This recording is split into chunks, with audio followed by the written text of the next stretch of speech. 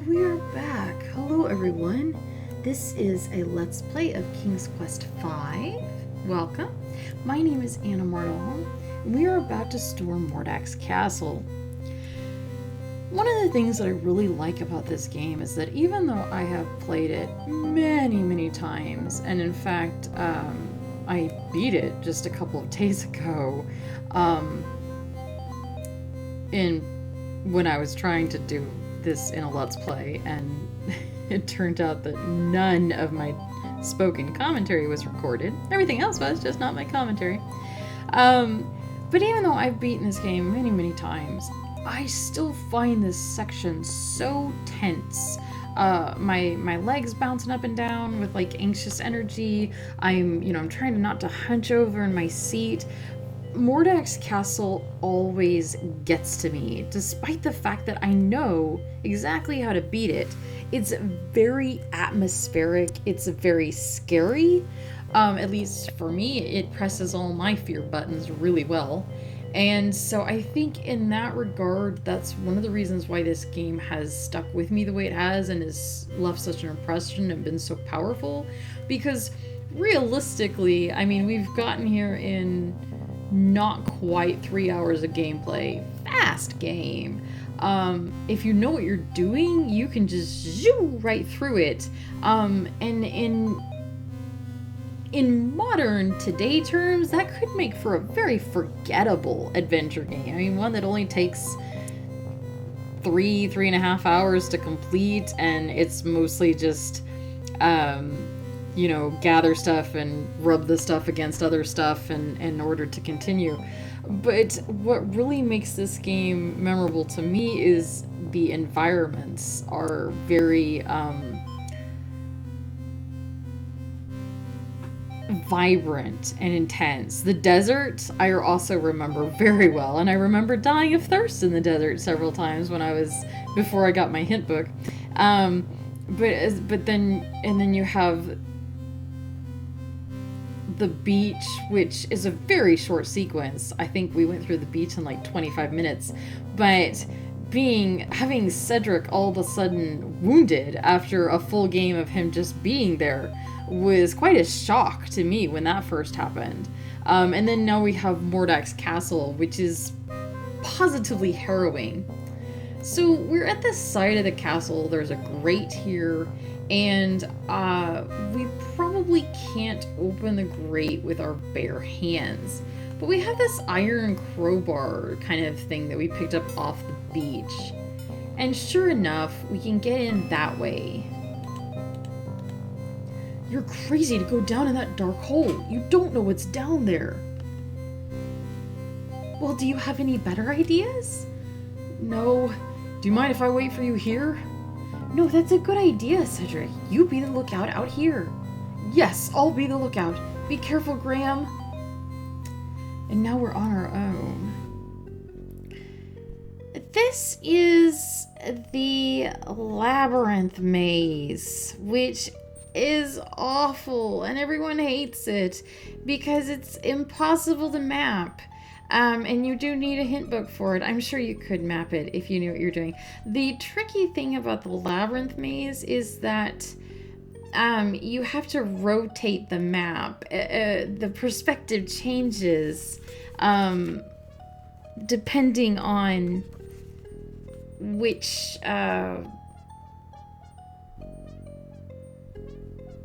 screen you enter or exit. I've already gotten lost.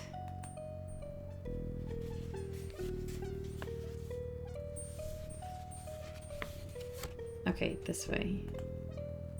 Pretty sure. Alright. This maze is kind of notorious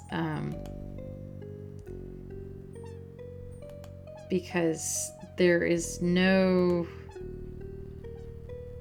are no markings, and you can't leave markings. You just, you get to figure out on your own that the perspective is changing.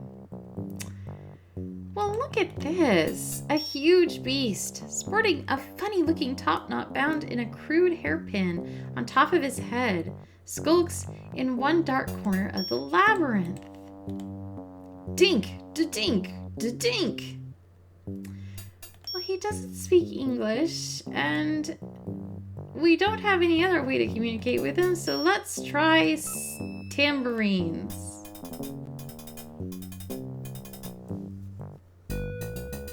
He likes it! He bounces! Oh, his hairpiece fell out. Graham sees the beast's hairpin lying on the stone floor of the labyrinth. Graham reaches down and grabs the hairpin off the labyrinth floor. Well, I guess that's useful if we need to put our hair up. Oh, thank God, a door! There's a wooden door here. Perhaps it will lead into the castle. Graham tries to open the wooden door, but to no avail. It's securely locked. So I want you to imagine that you have been wandering around this maze for a long time. You finally, miraculously find a door, and it's locked. But we have this hairpin. Graham inserts the hairpin into the door's keyhole and discovers to his amazement that it fits perfectly. Turning it ever so gently, he soon hears a soft click and the door is unlocked. Thank goodness. All right. Here we are in Mordack's castle pantry. A set of wide steps leads up from the labyrinth door to a pantry off the wizard's kitchen. A cupboard in the corner of the pantry catches Graham's interest. Inside the cupboard, Graham's eyes fall upon a bag of dried peas. Reaching into the open cupboard, Graham retrieves the bag of dried peas. Sure. Why wouldn't we carry around a 5-pound bag of peas right now? That's just good adventure game practice. Fish and peas.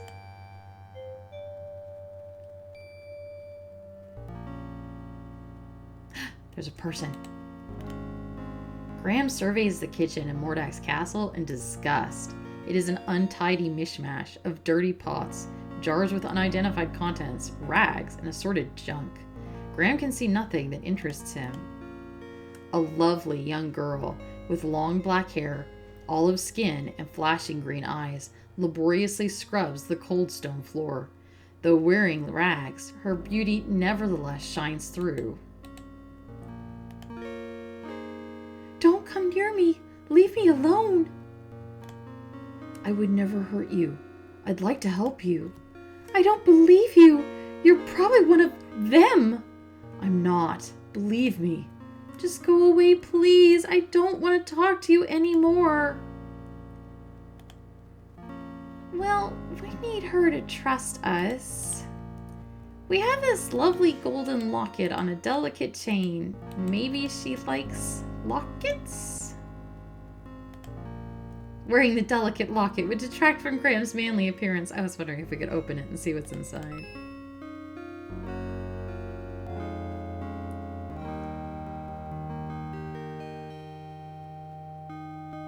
Wherever did you find my gold locket?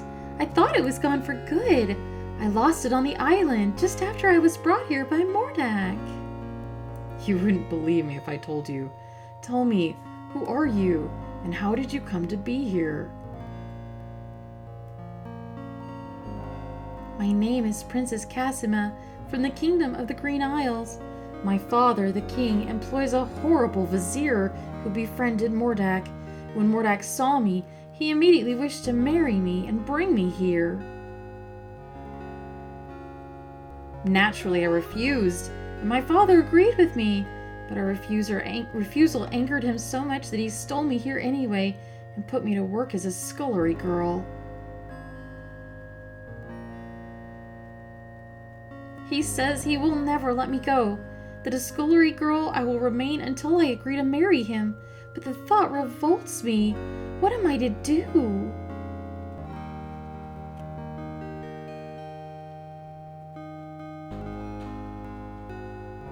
Don't worry. I'm here to save my family from the wizard. He's got them here, someplace, imprisoned inside a glass bottle. If I can manage to rescue them, I won't forget you either. I know the glass bottle you're talking about. It's in Mordack's laboratory upstairs. Keep quiet about my presence. I think this will be the most difficult part of my journey. I may not survive it. I would never give you away, and I will help you in any way I can, kind sir. By the way, who are you? I'm King Graham of Daventry. I think I know where that is. It's very far from my home, though. Oh.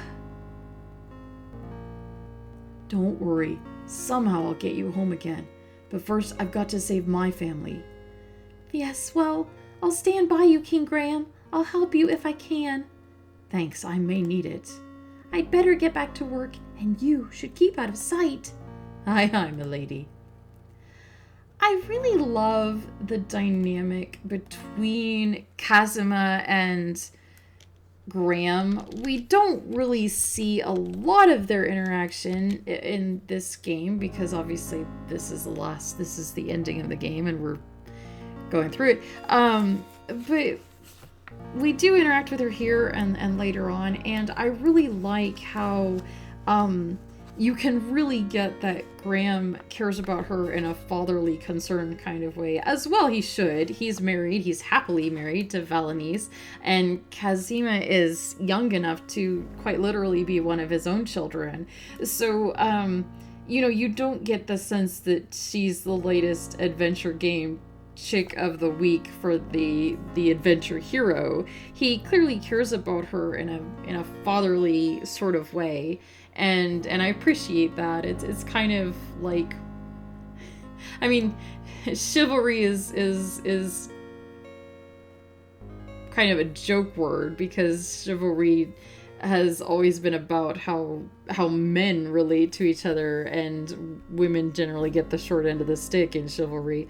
But it's kind of what chivalry pretends to be. He sees this girl in need and she's away from her family and almost kind of immediately fatherly sort of adopts her and wants to protect her, but not in a creepy way. He just wants to help, and I like that. It's hard to describe the difference between creepy protection and non-creepy protection. It's one of those things that it's like, well, I know it when I see it. But putting words to it is hard. What is this? It's a hallway that looks awful. Two distorted figures of bird-like women flank both sides of the monstrous pipe organ. A hideous yet fascinating pipe organ commands attention as Graham walks through a downstairs hallway. Well, we're going to ignore it. I don't think we need a pipe organ.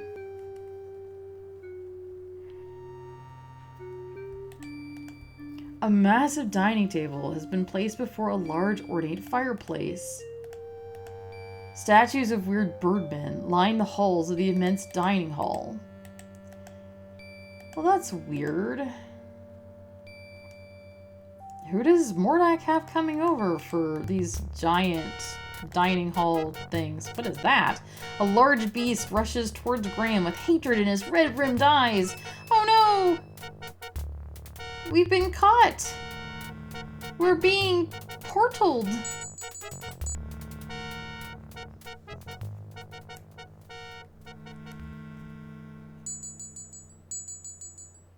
Fling. Well, that's disappointing. We're in a cell. Again! We've been captured twice! A mouse went through there. Will the mouse help us? Hello, mouse! Gran can see a small moldy piece of cheese just inside the mouse hole. Well, it's mine now. We're going to use our fishing hook. Got it! The fish hook did the trick in retrieving the piece of cheese from the mouse hole. Why do we need cheese? I don't know. Graham finds himself in a dirty, dingy cell somewhere below Mordack's castle. Above him, Graham can see a damp, rusty grate leading to who knows where. Water dripping down strands of slimy vegetation hanging from the ceiling forms a small pool on the cell's cold stone floor. I guess we'll die here.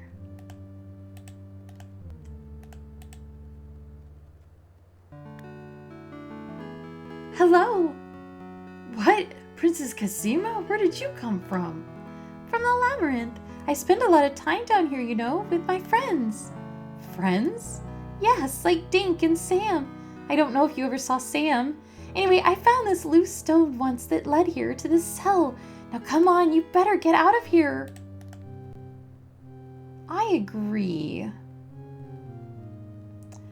So, imagine your heart sinking at the realization that you have to go through this maze again. But kindly enough, Princess Casima leads us back to the kitchen, which is nice. How many times in adventure games has somebody gone on ahead of us and then they must have really gone ahead of us quickly because you don't see them the whole way back? And here we actually see Casima walking. I don't know if it's Casima or Casima. I need to pick one because it's going to be relevant later. We'll say Casima. Here is the door to the kitchen pantry again. Well, that was a fun little interlude. I hope that that guy didn't tell Mordack we're here, but hopefully he didn't. While Princess Casima busily scrubs the kitchen floor, Graham tries to figure out what to do next. I have some ideas, and they involve getting rid of that blue guy so he can't do that again.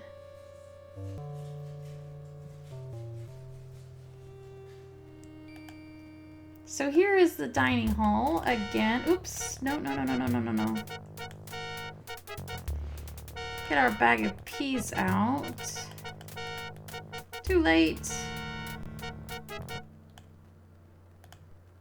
That is not what I wanted to do. I wanted to load. But actually this is probably for the best because I have had game crash issues with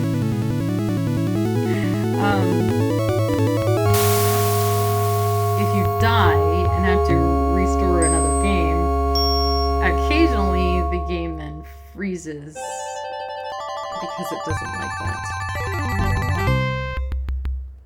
Ironically, yes, we have previously played. Ironically, the game, when it first came out on the EGA system, was, to my memory, very well balanced in terms of game bugs and didn't crash all the time. But you have to remember that it's being played on a system that was never meant to play games like this.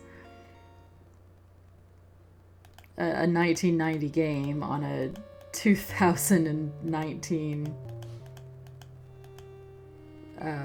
machine just does not compute. So let's try this again.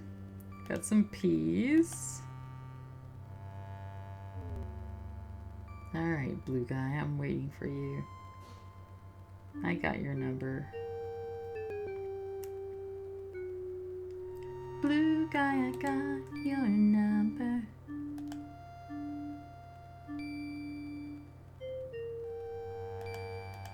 I need to make you die. No, wait. He won't die. Boom! The large beast lies knocked out on the floor. I believe this will become a little bit more relevant and better explained in King's Quest VI. But just in case I forget to mention it there, you will notice that Mordack has a huge dining hall with lots of chairs. Even though there's only him and Casima and maybe this guy in the castle. And he doesn't strike us as the type that has nice guests over. So who is coming over to visit this wizard? Casima even said, I bet you're one of them, as if maybe she has met other evil wizards that come visit Mordack. And I believe that in the next game there is a line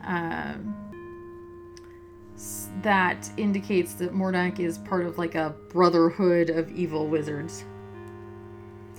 This is a room that exists. Beyond an open doorway, a set of stone steps leads upward. Graham looks in astonishment around this strange foyer filled with an assortment of bizarre oddities. Graham gapes at an odd figure of a bird-like yet reptilian woman. And then over here you have a statue with a walking stick that reminds me a lot of a statue with a walking stick that's in Quest for Glory 4 in the foyer of the of Katrina's castle.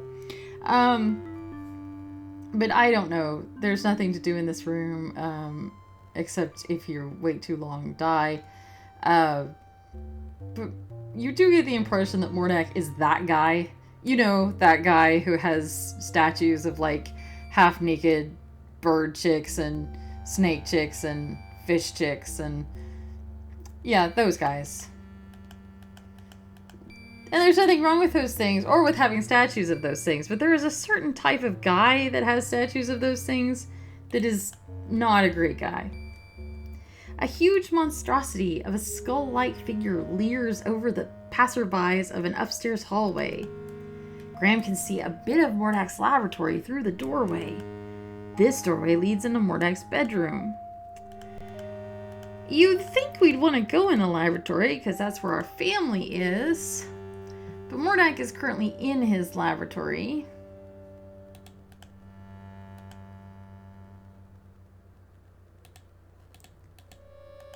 I had expected to see... Where is it? There it is. There is the cat.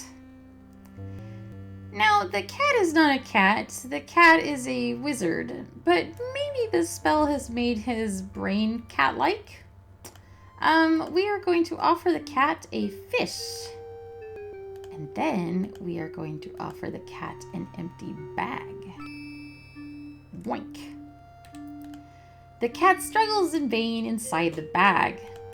This is Mordack's bedroom. Graham surveys the bizarre furnishings and horrible figures. There's a strange statue of a winged woman next to his bed, because of course there is. A large grotesque bed occupies one corner of Mordack's bedroom. And we can't pick up the sacked cat, so apparently we're just going to leave it there and no one will notice it. You'd think we would kick it off to the side or something. Many books and scrolls line the shelves of Mordack's library. As Graham looks over them, however, he finds them mostly unintelligible. A large tome lying upon the corner desk attracts Graham's curiosity.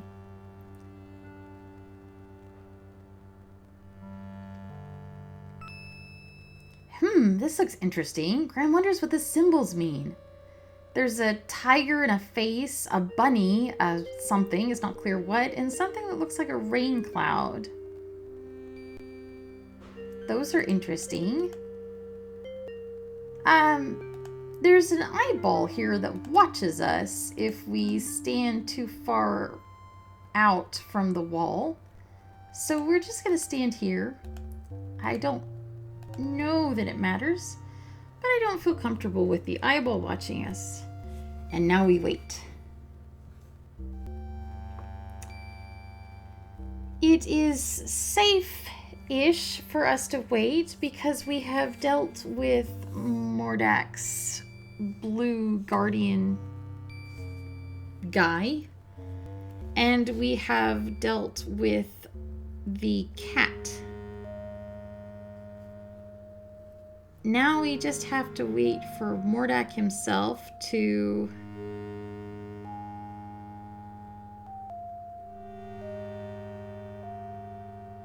hopefully come in and go to bed.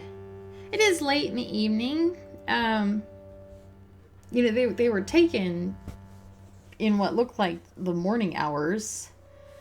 It looked like Graham was going out for a morning walk. And it took a few hours to go from Serenia to the mountains, and it took a few hours to go from the beach to, there we go. Lays down and goes to sleep. Took a few hours to go from the beach to Mordack's castle. So it, makes sense, I think, that it would be nighttime now. And hopefully he's asleep. We don't have any stealthing abilities whatsoever. The pack is still over there. Mordack lies asleep on his huge, horrendous bed. Mordack's wand lies temptingly upon the small table near his bed.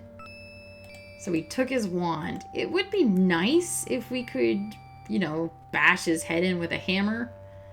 But that would not be an adventure game. Adventure games have to have nice solutions.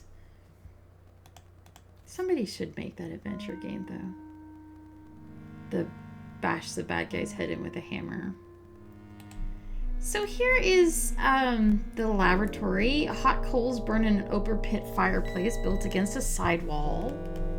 Graham has found himself in a large room filled with many unusual contraptions and magical implements. His heart feels like bursting when he notices his family imprisoned within a large glass bottle sitting upon a corner table. Tears come to Graham's eyes as he sees his beloved family and castle held captive inside a large glass bottle.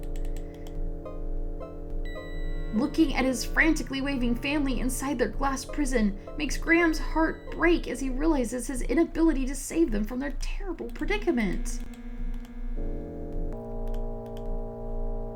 So no matter where you click, you get the same explanation, all except up here, an odd machine of tubes, gears, weights, and tiny figures surrounding an unusual spear-like object attracts Graham's attention.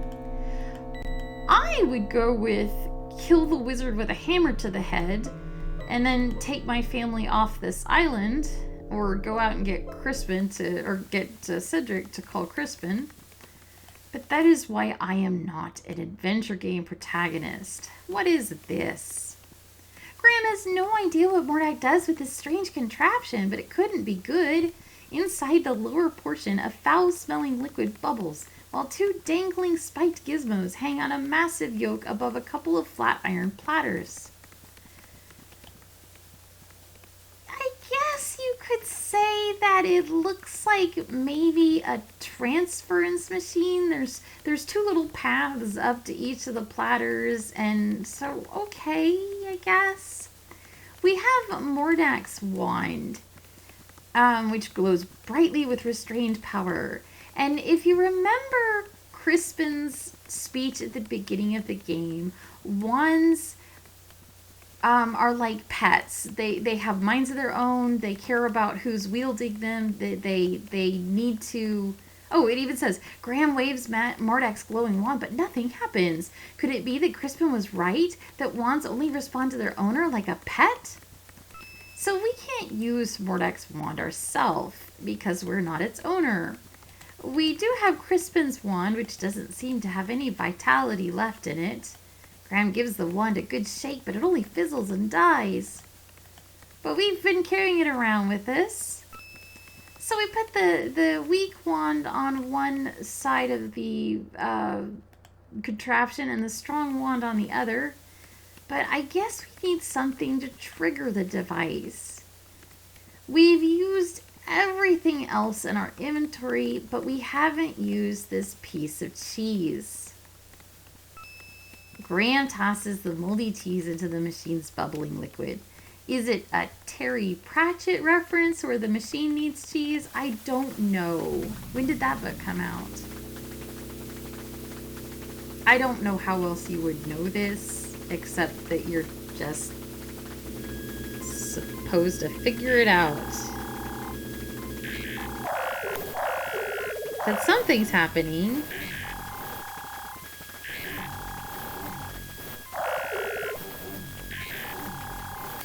Okay, the out of cheese thing first showed up in 1994 in Terry Pratchett's book, so it can't even be a Terry Pratchett reference, to my knowledge. I don't know what it's a reference to. It just seems so bizarre to... Yes, obviously you have to use cheese to trigger this machine. Mordack's wand now barely glows. Perhaps its power has weakened, while Crispin's old wand now appears completely energized. So we're going to take it. Unfortunately, all that noise has awoken our host. What's going on here? What has he got on his head? Is that his hair or a cap? I'll take care of you, you swine. If it is his hair, it's not good hair. He's called his wand to himself. Graham, I've heard from Crispin. Oh no! What the? What have you done to my wand? You think you can outwit me, little man? Let me show you a thing or two. He has transformed into this flying insecty thing. But look, we have a shiny wand now. Crispin's wand grows brightly with renewed power. We have spells we can cast. We can become a bunny, or a tiger, or a rain cloud, or what is this? It's a mongoose. I don't really think it looks like a mongoose, but it's a mongoose. Probably the best way to deal with this guy here is with a tiger. They're, similar size class. So, rawr, I say. Rawr. Why, you little... I said rawr.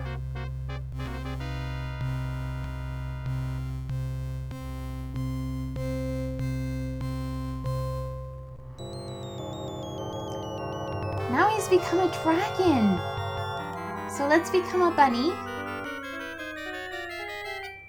Zip, zip, zip, zip, zip, zip, zip, zip, zip. We are the best hopper. You think you're so smart, don't you? Well, I've got you now. Oh, we're panting.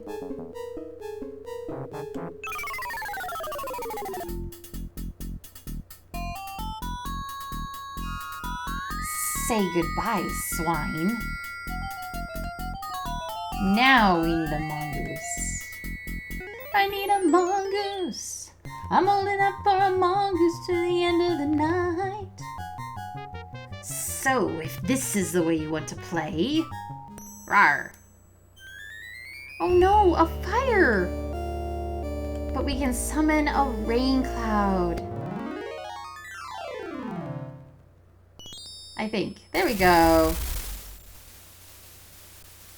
Not really the best spell, is it? If a bucket of water can kill you.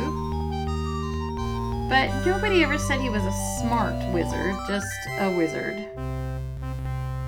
Go to Crispin. Go get him. He's wounded. Is he dying? Is he dead? Just stand there. And something's gone horribly wrong with the graphics. I'm not sure what's going on there. Swoosh. Now why won't you work? Just throw it on the ground. Cassima is here. Oh, Princess Cassima. Well, I did it. Mordack is dead. Dead? Are you sure? Maybe he's only trying to trick you. He's dead, all right. He turned himself into a fire, and I put him out with rainwater. He'll never bother anyone else ever again. But now I have a bigger problem. I don't know what to do about my family or my castle. I don't know how to turn them back to normal. After all you've been through, there must be a way.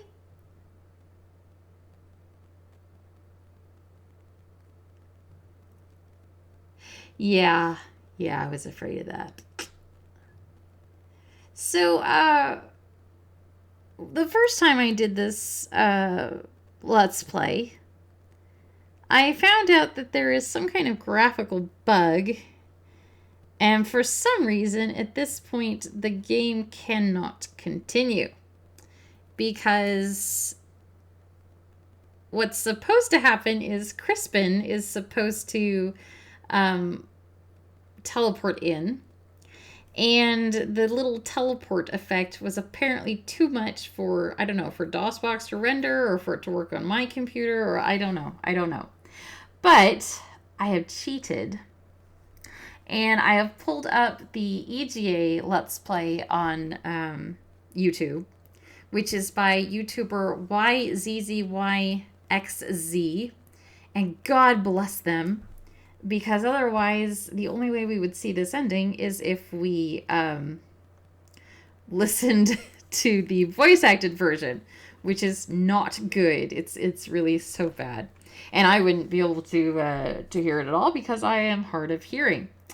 So we're going to look at YZZYXZ's play through from this point on, and definitely go check out their link. It's in the linked links in the description, and give them eyeballs and thumbs up, please, because seriously, if something were to happen to that video that they've posted, I think all evidence of the EGA version will be forever gone, because I think that's the only one online. And as someone with an interest in archiving, that makes me sad. But this is their footage. This is the EGA, which surprisingly, pleasingly, looks remarkably similar to the EGA that VGA that we've just been playing. I mean, obviously the VGA is much prettier, but this is still very well done. This was about the pinnacle of what EGA graphics could achieve. And then, of course, they moved on to other things like the animation in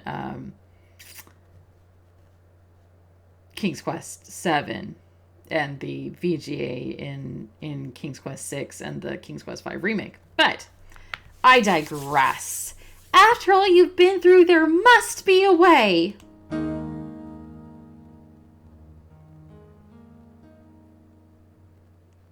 There's that teleportation. Crispin! I have the solution to all your problems, Graham. While you and Cedric were gone, I did some asking around and found out that your son Alexander had the dubious distinction, if you may, of turning Mordack's brother Monanon into a cat some time back. Yes, we knew that. We learned that from the fortune teller. Did you learn it from the fortune teller?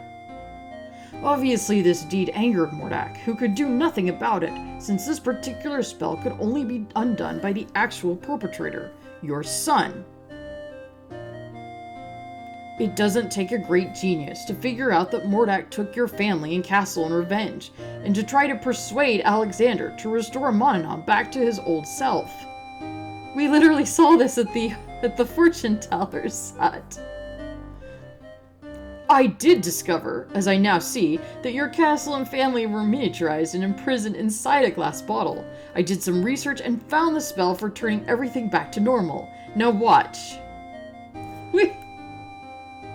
We found out all of that at the fortune teller's wagon. So now I'm imagining that Crispin went for a session right after us, gave her a gold coin, asked what did you see in your crystal ball? Yes, very good. Oh, a glass bottle. Okay, now you guys leave. Go on, go. I'll take care of this. And now he's just pretending that he researched it all himself. That's my story, and I'm sticking to it. Hocus pocus aliocious! Zoom. Zoink. Joie. My family! Valanies, my children! My joy knows no limits!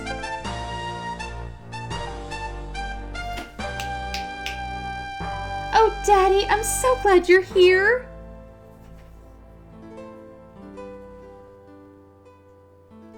Oh, Princess Cassima, how could I forget you? Come over here. Let me introduce you to my family.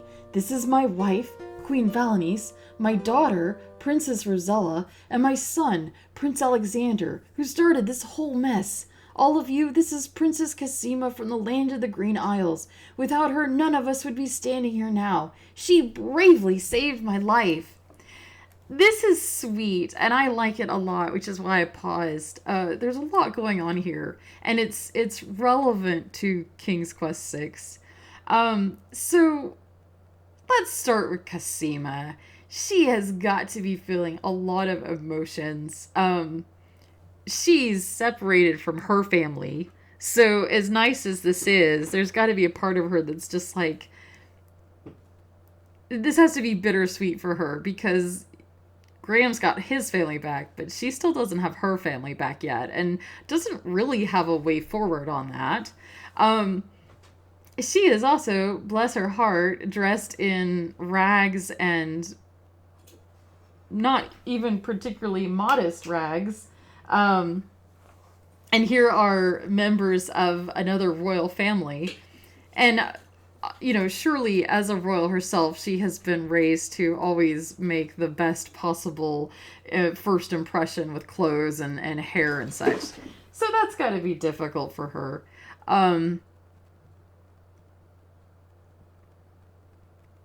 I really like that, and it's done better in the VGA remake, but you can't see it as well here, but her and Alexander are really eye-locked, like, hello there.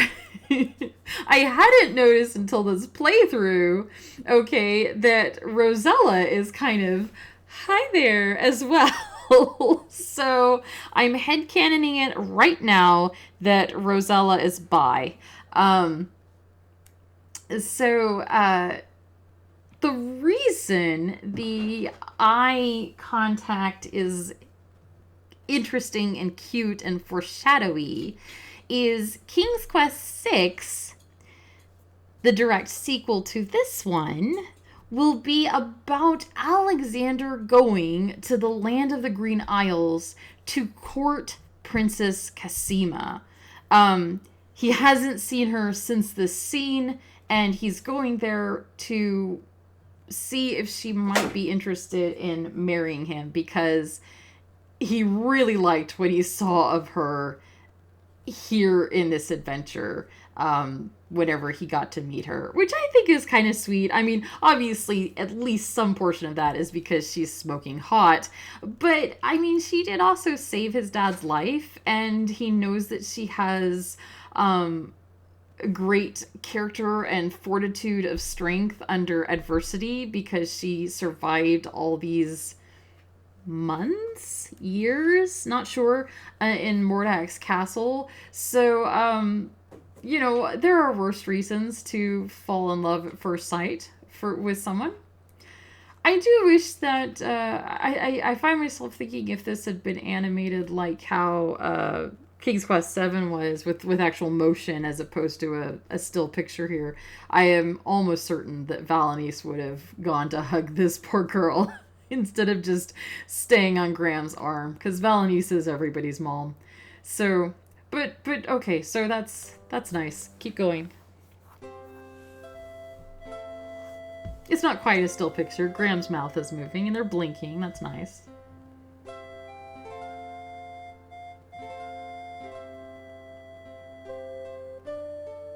My lady, I am deeply in your debt, and I will make it up to you. With your permission, I'd like to travel to the land of the Green Isles to see you. That's Alexander. Smooth. Aw, he kneels and kisses her hand. Alright, now that we're done with the formalities, let's get on with business, shall we? Does no one care about Cedric? He's higgledy-piggledy-poo. He's right over there. He's possibly dying. Be assured that your castle is right back where it belongs, and the right size too. But now it's time that everyone returns to their homes, with my help, of course.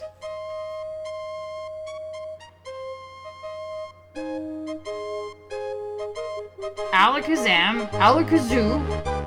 Wait, what about Cedric? Thank you! What? Where is Cedric?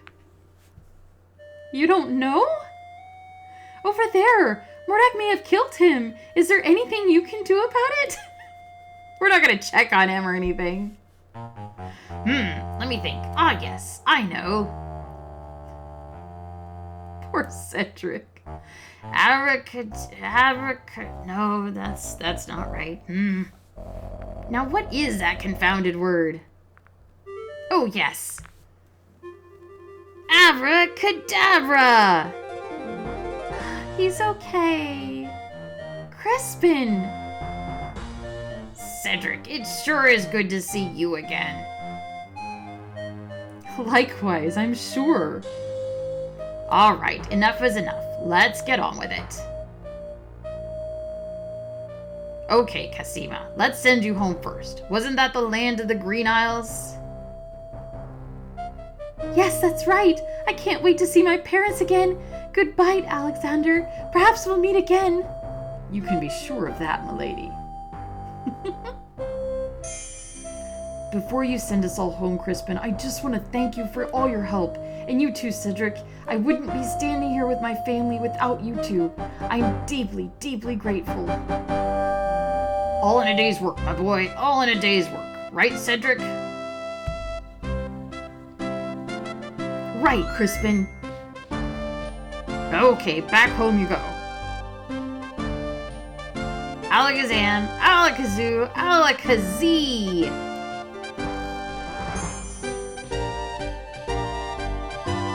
And there is our precious castle. There she is, our happy home. And we're safe and sound once more. It's had a graphical downgrade from the beginning when we were in VGA. Let's go home, shall we? Yes, let's. Rosella didn't get a whole lot of lines. The end. But wait, is it? This is not my score. This was YZZYXZ's score, but I'm pretty sure we got 260 out of 260. But there's one more thing I want to show you, and I will do that in just a second. Hold your breath. And we're back. This is one more person's game footage. This is from Game Anyone's VGA playthrough, which I will also link in the description, and which I would also appreciate everyone going and giving a nice big thumbs up and some ad revenue eyeballs, because this way I was able to just go to the end to show you the screen rather than have to play through a game that I literally can't play through because I wouldn't be able to understand any of the dialogue because of my hearing issues. So this is the VGA splash screen for everyone meeting each other that we just saw in the EGA original version. And this is obviously the nice, pretty, shiny version. There are things I like about this. Obviously, it is much prettier. There's a lot of attention to detail to the clothes, and Graham especially got a lot of love and care with those muscles. Valenice's dress is gorgeous. I can no longer see the direct eye contact between Alexander and Cassima. Before, you could actually, draw a line between their two eyes and go, yep, they're looking straight at each other. Here, it feels like Cassima's head is angled so that she's returning Rosella's gaze. So now it's like Cassima and Rosella are making eyeballs at each other. And Alexander, I don't know what's going on with his face. He's grimacing like he's constipated or something, and his eyes are just dark, shadowy pools.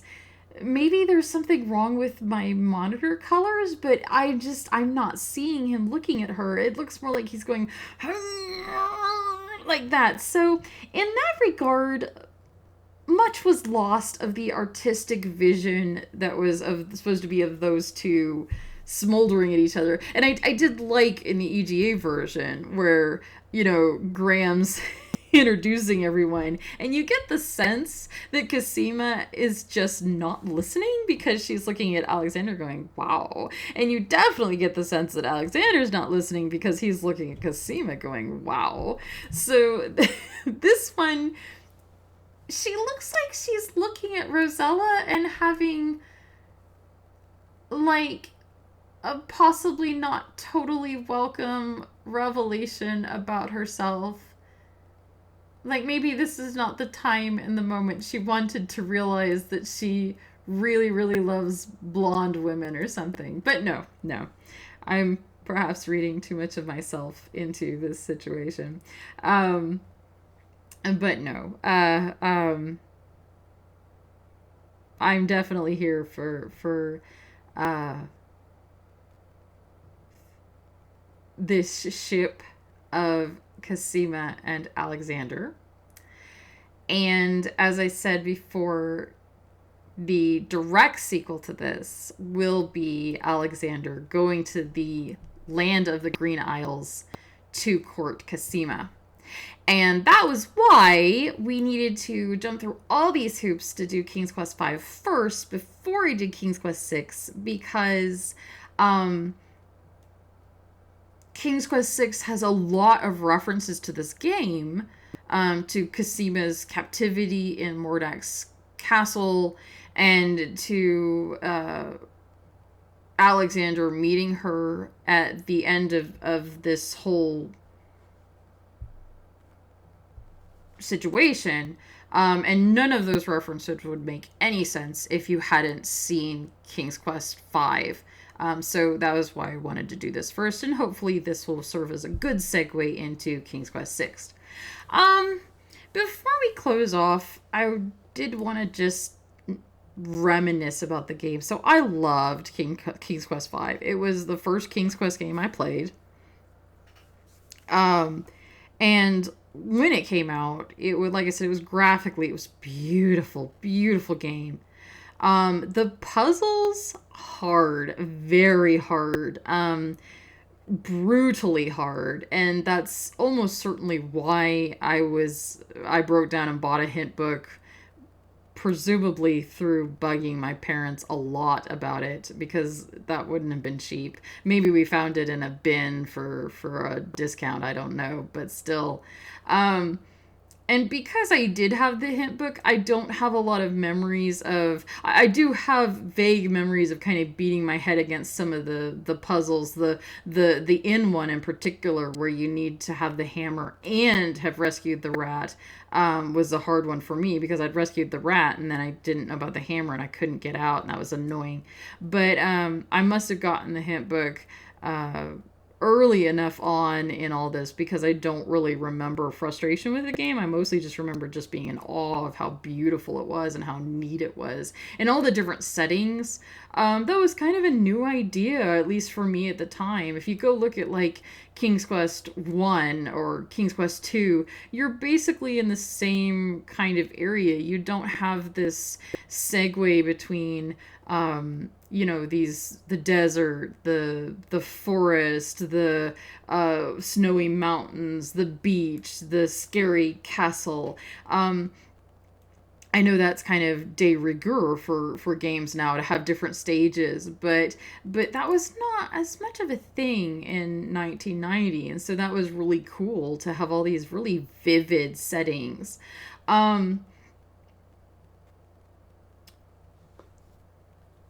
And so I remember this game with a lot of nostalgia. I still think the EGA looks great. If you look at the well, let me see if I can pull it back up. Yeah, if you look at the EGA screen from, I mean, the VGA was prettier, don't get me wrong, it prettied this up very nicely, but they're basically the same scene. Even I was talking about how Valenice's dress is so gorgeous, but it's gorgeous here. It's just the VGA, all it could do is kind of smooth it out a little bit. But I mean, this is gorgeous, gorgeous graphics here. This is a far cry from, the pictures in Quest for Glory 1, where the hero's skin looks kind of purple. Like, you're like, what's going on there? This looks really gorgeous. I guess there's some purple still shading their faces, but it's not quite so bad as Quest for Glory 1's purple skin. So I remember this game very, very, very fondly. I'm super disappointed that it was this hard to patchwork together to play it. And I mean, we could not even finish it in my version. There's something stopping us from getting past Casima saying there must be something you can do, and for some reason my computer or DOSBox or something cannot render Crispin teleporting in because that little sparkle was just too much to ask. So in some ways this has been kind of a sad Let's Play because yeah, I don't know how much longer it's going to be possible to play this game. It's not even really available many places because since GOG licensed the text or the voice version, all the text versions that were being kept on archival sites and abandonware sites, they're basically not there anymore, which is kind of sad in a way. I find it sad. It's kind of hard realizing that something that was super important to you as a kid is maybe not gonna be there much longer. But that's, you know, sometimes art is ephemeral and sometimes that happens. So I'm glad that we were able to play it, and I'm so grateful that I was able to get recordings to work and keep my commentary, because you know, even if I never play the game again, I can watch myself playing the game, if that makes sense, and remember, and that's kind of cool. That makes me happy. So I'm really glad that I did this, and I'm really glad that you came along with me. But yeah, beautiful game, meant a lot to me. In retrospect, it's the moon logic is ridiculous. You need a hint book. You're going to die several times. And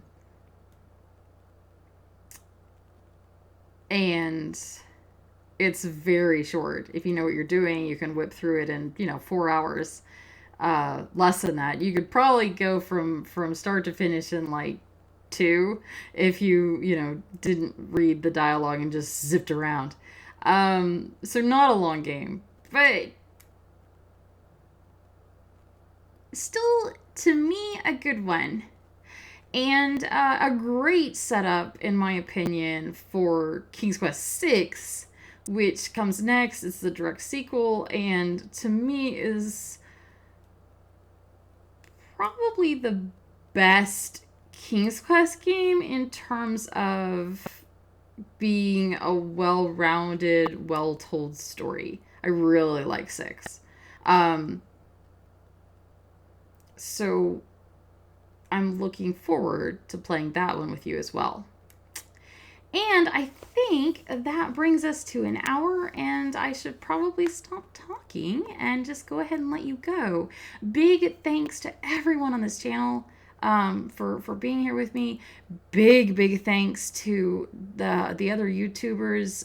Like I said, YZZYXZ's EGA playthrough and Game Anyone's VGA playthrough, which let us see these closing screens without having to try to jump through a million hoops to get to the endings of these.